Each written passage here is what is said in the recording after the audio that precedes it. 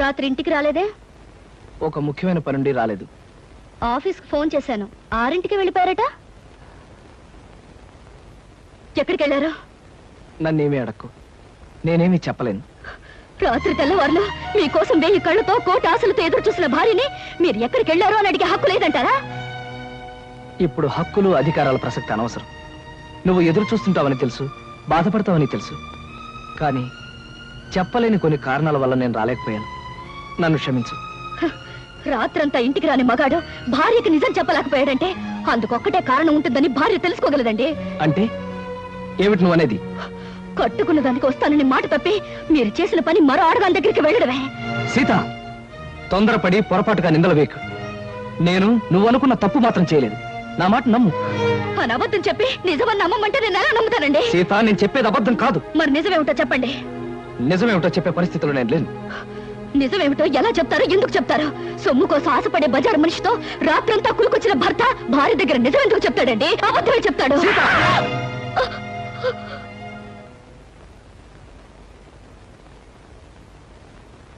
సీత, భార్యాభర్తల మధ్య ఉండవలసింది నమ్మకం. భర్త మాట భార్య, భార్య మాట భర్త నమ్మలేని రోజున వాళ్ళ మధ్య ఉన్న బంధం తెగిపోతుంది. నమ్మకం అనేది నిజం చెప్పే మనుషుల మీద ఉంటుంది కానీ అబద్ధం చెప్పే మనిషి మీద కాదండి.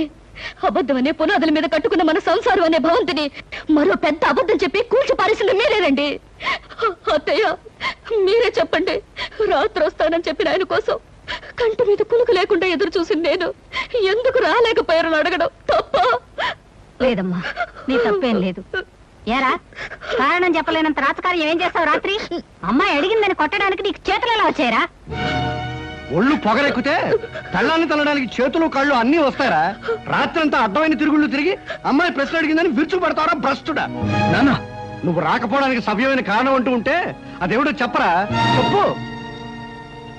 ఇతన్ని నిలదీసి అడిగినంత మాత్రాన్ని ఎలా చెప్పగలరు సార్? ఏవయ్యా, నైట్ జాలియా? నిద్రలేని మొహం చూస్తుంటే తెలియడం లేదు. రాత్రంతా బ్రహ్మాండంగా గడుపుకుంటాడు. వ్యధవేషాలు వేసిన చాలక నీ తప్పును కప్పించుకోవడానికి ఆపండి. అవకాశం దొరికింది కదా అని కాకులాగా అందరూ నన్ను పొడుచుకు తినాలని చూడకండి. మీకేం తెలుసని మాట్లాడుతున్నారు? పెళ్ళైన దగ్గర నుంచి నాలో నేను ఎంత ఆవేదన అనుభవిస్తున్నాను మీలో ఎవరికైనా తెలుసా? పేరుకు మాత్రం ఈవిడ పెళ్ళంగా ఉన్నా, పడగదిలో మా ఇద్దరి మధ్య ఏ విధమైన సంబంధం లేకపోయినా అందరి ముందు ఆనందంగా ఉండడానికి, నటించడానికి నాలో నేను ఎంత నరకం అనుభవిస్తున్నానో మీలో ఎవరికైనా తెలుసా? కట్టుకున్న ఆడది పట్టుదలతో ఈ రోజు వరకు నన్ను ముట్టుకోలేదన్న విషయం మీకు తెలుసా? అయినా నేను ఆమెను ప్రేమిస్తున్నాను గనక, ఆమెకు అన్యాయం చేయలేను గనక ఈ క్షణం వరకు పరాయి ఆడదాని ఒక్క కన్నెత్తైనా చూడలేదన్న నిజం మీలో ఎవరికైనా తెలుసా? ఒక్క రాత్రి నేను ఎందుకు రాలేకపోయానో చెప్పలేనంత మాత్రాన నేను తప్పు చేసినట్టుగా కన్నవాళ్ళు భావించారు, పరాయి వాళ్ళు భావించారు, ఆఖరికి కట్టుకున్నది భావించింది. మగాడిగా నా ఓర్పుకు హద్దుంటుంది, మనిషిగా నా సహనానికి ఓ పరిధి ఉంటుంది. ఈ రోజు నా వాళ్ళు అనుకునే వాళ్ళంతా నన్ను వేలెత్తి చూపించారు. నా ఓర్పు చచ్చిపోయింది, నా సహనం నశించిపోయింది. సీత, ప్రేమ అనే బంధం తెగిపోయాక, మగవాడన్నవాడు తెగించాక ఏం చేస్తాడో, ఎలా మారిపోతాడో ఇక నుంచి నీకే తెలుస్తుంది. నీకే కాదు, నన్ను అన్యాయంగా ఆడిపోసుకున్న అందరికీ కూడా నేను మారిపోతే ఏమవుతానో చూపిస్తాను. వస్తాను.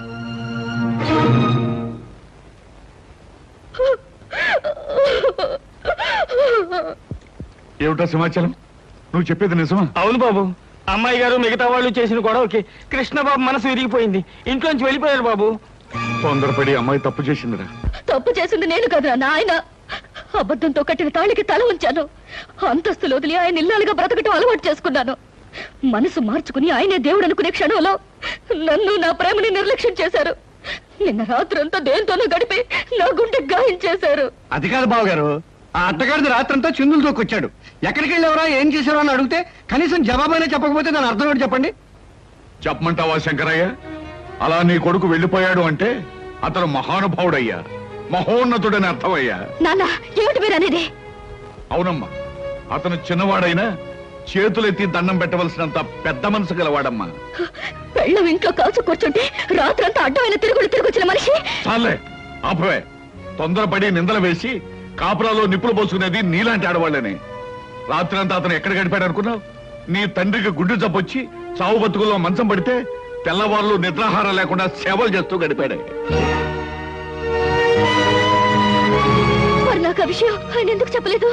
నిజం నీకు తెలిస్తే నువ్వెక్కడ కంగారు పడి కన్నీరు పెట్టుకుంటావునని చెప్పొద్దని అతని దగ్గర మాట తీసుకున్నాను. నాకిచ్చిన మాట కోసం మీరు నానా మాట్లాడినా అతను నిజాన్ని బయట పెట్టలేదు. ఇప్పటికైనా అర్థమైందా అతను ఎలాంటి మనిషి? సీత, నీ అహంకారాన్ని అహంభావాన్ని భరిస్తూ నీ పంతాన్ని పట్టుదలని సహిస్తూ ఇంతకాలం నువ్వు ఏ సుఖం అందించకపోయినా నిన్నే తన గుండెల్లో పెట్టు దాచుకున్న అతన్ని నువ్వు నిందించడం చాలా ఘోరం, నేరం. నా కూతురికి బుద్ధి లేకపోవచ్చు, మీ అందరి బుద్ధి ఏమైందయ్యా? మీలో ఎవరు కుటుంబాన్ని పట్టించుకోక రూపాయి సంపాదించక మీ ఇష్టం వచ్చేట్టు తిరుగుతుంటే మీ అందరికీ ఇంత తిండి పెట్టిన మనిషి అయ్యి అతను. కన్నవారి కోసం ఎండనక వాననక కష్టపడ్డ మనిషి అయ్యి అతను.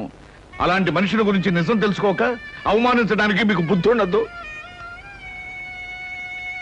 సీత, తెగే వరకు దేన్ని లాక్కూడదమ్మా. తెగించే వరకు ఏ మనిషిని బాధ పెట్టకూడదు. నిజంగా తప్పు చేసిన భర్తను సైతం క్షమించగలిగే గొప్ప మనసు ఉండాలమ్మా భార్యలకి. అంతేగాని ప్రతి చిన్న తప్పుకి పెద్దగా గొడవ చేసుకుంటే ఈ లోకంలో ఏ కాపురం నిలబడలేదు తల్లి, ఏ కాపురం నిలబడలేదు. నా తప్పేమిటో నాకు అర్థమైంది నాన్న, ఇప్పుడే అర్థమైంది. అమ్మాయి గారు కొంప మునిగిపోయింది. ఏమిటయ్యా, ఏం జరిగింది? ఏం జరిగిందో చెప్పవయ్యా. కృష్ణబాబు ఆ టైపిస్ట్ పిల్లలతో మకాం పెట్టారట. ఆమె పెళ్లి కూడా చేసుకుంటా. లేదు, అలా జరగడానికి వీల్లేదు నాన్న. ఆయనకి ఇప్పుడే నేను ఫోన్ చేసి మాట్లాడతాను. నా తప్పులన్నీ మన్నించమని, అవసరమైతే ఏ శిక్షణ విధించమని కోరుతాను. ఆయన నేను దక్కించుకుంటాను, ఆయన దక్కించుకుంటాను.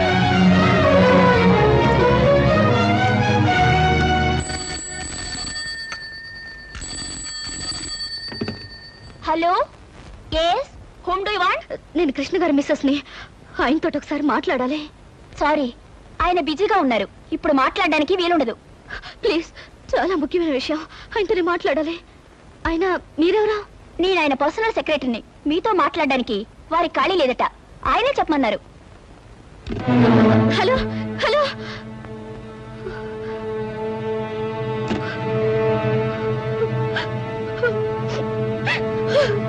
నువ్వేం బాధపడకు, అబ్బాయి తప్పకుండా వచ్చేస్తాడు.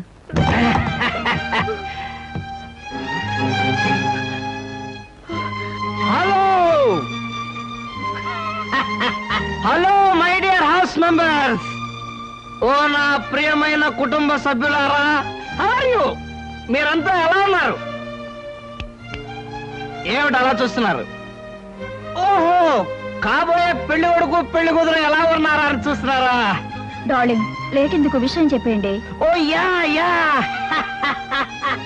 స్వస్తి శ్రీ చాందమాన సంవత్సరస్, సారీ నోరు తిరగట్లేదు, డాష్ డాష్ లగ్నం ముందు వధువు చిరంజీవి సౌభాగ్యవతి లిల్లిని వరుడు రామకృష్ణకిచ్చి పెళ్లి చేయడానికి తామే నిర్ణయించుకున్నారు. కాబట్టి ఆ శుభముహూర్తమునకు మీరందరూ లక్ష్మీ కళ్యాణ మండపమునకు విచ్చేసి క్యూలో నిలబడి ఆశీర్వదించ ప్రార్థన. ఇవ శుభలేఖలు.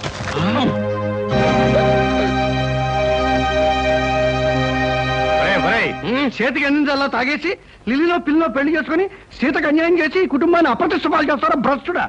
బెహగ్రగంలో బ్రేక్ డాన్స్ కలిపి సంకరం చేస్తానంటే నేను చస్తే ఒప్పుకోనరా. ఏమండి, తొందరపడి తప్పు చేసిన నాకు ఇంత పెద్ద శిక్ష వేయాలనుకోవటం చాలా అన్యాయం అండి. తాగి కుప్పలేసి అన్నయ్య బ్రతిమా లాభం లేదు. ముందు సిగ్గులేని దాని నుంచి అన్నయ్యని రక్షించాలి. బలవంతంగానైనా సరే వీళ్ళిద్దరు మధ్య ఉన్న కనెక్షన్ కట్ చేయాలి.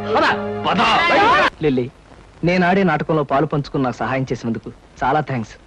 ఈ పాటికి మా వాళ్ళల్లో పూర్తి మార్పు వచ్చి నా కోసం వెతుకుతూనే ఉంటారు. బాబుగారు కొంప మునిగిపోయింది. ఏమిటి సింహాచలం, ఏం జరిగింది?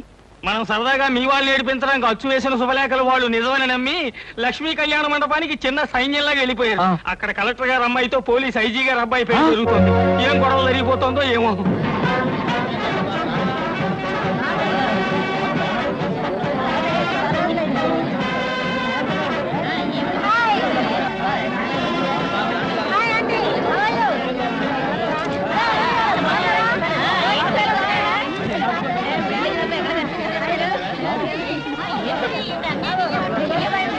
ఏమండి, ఇదేనండి మీ వాడు పెళ్లి చేసుకోబోతున్న కళ్యాణ మండపం. శుభలేఖలు ఈ పేరే ఉంది. ఏమిటయ్యా, చాలా పెద్ద బందోబస్తు పెట్టాడు. ఆ రథవా నేను వచ్చి వాడి చెవి మెలిపెట్టి సప్తస్వరాల్లో ఏడిపించి ఎక్కడ ఇడ్చుకుపోతాను పోలీసు బందోబస్తు ఏర్పాటు చేశాడండి దొంగ రాజకీయాలు. నాన్న శుభలేఖలో రాసిన ముహూర్తం దగ్గర పడుతుంది, ఎలాగైనా పెళ్లి ఆపాలి, పదండి నాన్న. ఏమండి ఆలస్యం చేస్తే అమ్మాయికి అన్యాయం జరిగిపోతుంది, పదండి. అవునన్నా దూసుకెళ్ళి అన్నయ్య రెక్కో చొక్కా పుచ్చుకుని ఈడ్చుకుని వచ్చి అట్లా. ఏమిటండి ఆలస్యం చేస్తున్నారు? కావాలంటే మగాళ్ళ మధ్యకి నేను వెళ్తాను. మగాళ్ళ మధ్యకి వెళ్ళే అవకాశం ఎప్పుడు వస్తుందని కాసుకొచ్చాం. ఏమండి సూత్రధారణ టైం దగ్గర పడుతుంది, పదండి. నాన్న జారిపోయే జీవితం మీద ఎవరిది కాదు గనక మీరందరూ ఆలోచిస్తున్నారు, కానీ ఆలస్యం చేస్తే జీవితాంతం ఏడవలసింది నేను. అందుకే నేనే ముందు వెళ్తాను. ఇంటి మధ్య లేకుండా ఏమిటో వాళ్ళు ఈ దిక్కుమాల వాళ్ళు. ఈ పెళ్లి జరగడానికి వీల్లేదు. అంతే ఆపండి, ఈ పెళ్లి జరగనివ్వను. అవసరం వస్తే మీ అందరినీ కాల్చి పారేస్తాను, అంతే అంతే ఏమండి అంతే. ఆ ఇన్స్పెక్టర్ చూడండి ఎంత ట్రిమ్ముగా ఉన్నాడో. గిమ్ము గిమ్ము అలా ఉంటే నిన్ను కాల్చేస్తాను. ఈ పెళ్లి ఆగిపోయే వరకు కక్కావి కట్ చేసేయాలి. పద పద. సంగీత జ్ఞానం లేకుండా ఏమిటా పడాలి మీకు? ఏయ్, మీకే చెప్పేది. అబద్ధాలు లేదా? చంపుతావా? నీ బుర్ర లాగిపోయిందిరా? ఏయ్, ఏయ్, నీ బుర్ర లాగి- ఏయ్, దమ్ముంటే తెలుగులో అడగండి, సమాధానం చెప్తాను. ఆయనకి లేదు, పెన్సిల్ లేదు. నా కొడుకు పెళ్లి జరగడానికి వీల్లేదు. అక్కడ పిస్టల్తో అల్లరి చేస్తున్నాడు సార్.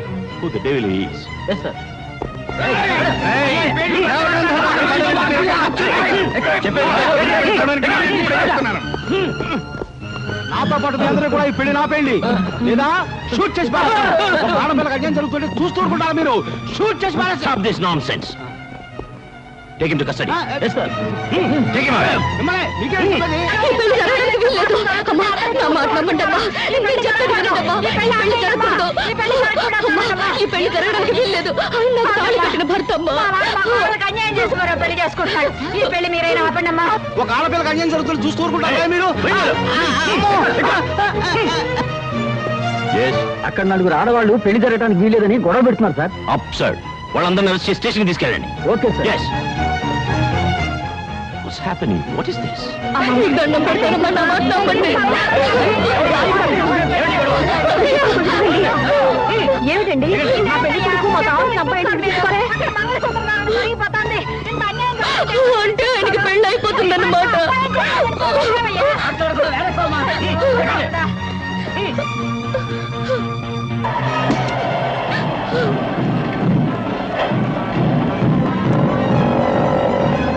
అదిగో వ్యాన్లో తీసుకెళ్తాను. అదిగో వ్యాను.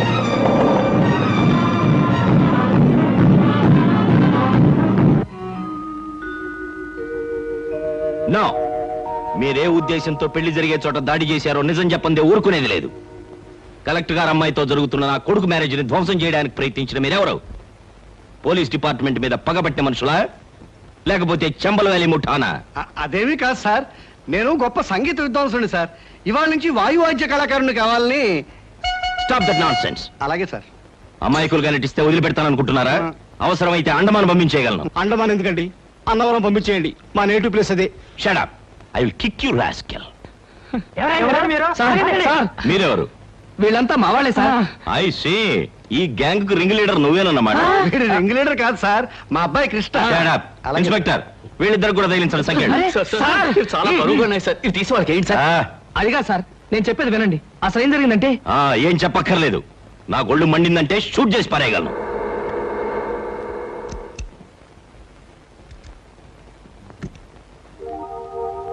ఒరే కోటిగా, నువ్వా?